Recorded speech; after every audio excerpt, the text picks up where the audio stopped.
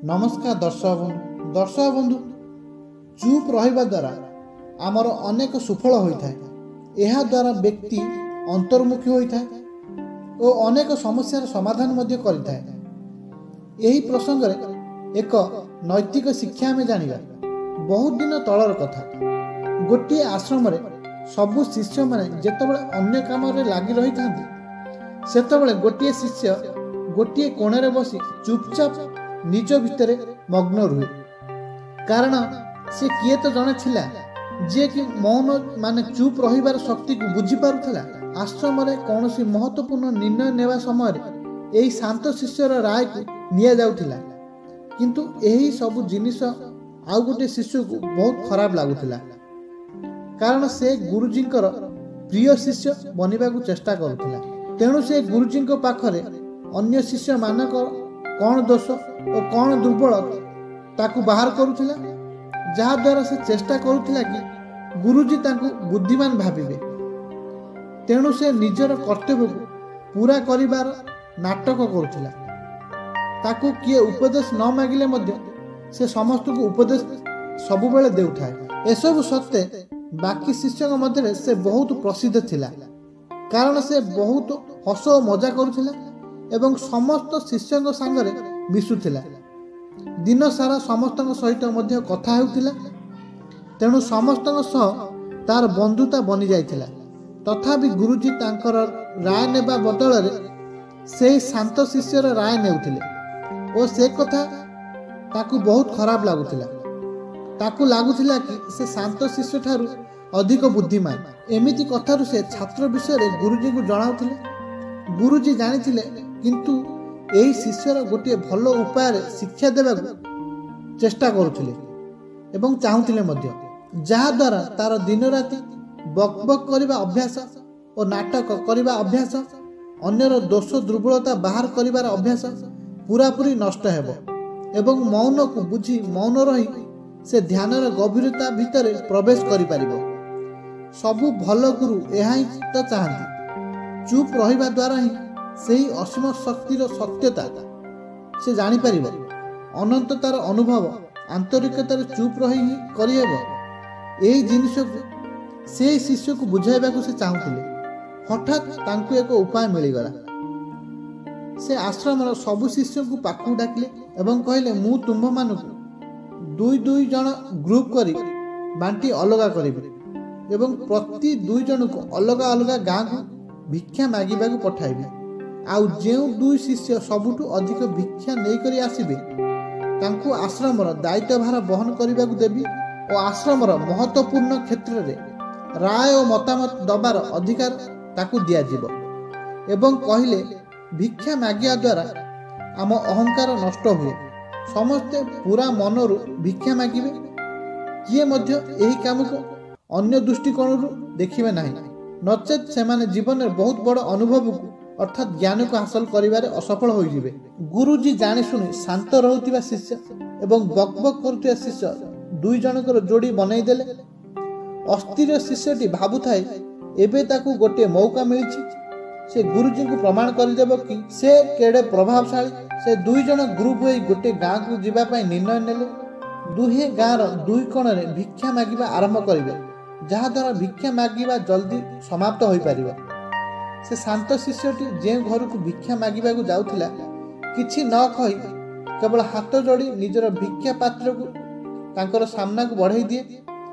ता चेहरा रे गोटे शांत निष्कपट एवं करुणा सह आखिरे एक एकांत देखा जाउथिले, जहा को देखि भिक्षा देबा वाला भिक्षा देई बहुत अनुग्रह अनुभव करुथिले।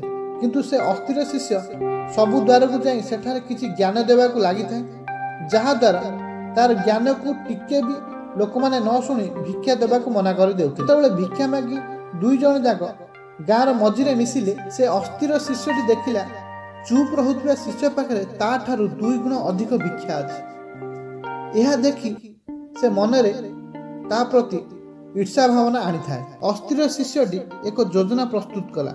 से कहिला, एठारू आम आश्रम जेहेतु बहुत दूर, सांग चाल एही गछ मूल आमे प्रथमे किछि समय विश्राम करिबा, तापरे आश्रम को आमे जिबा। ସେମାନେ ସେଠାରେ ବିଶ୍ରାମ କଲେ।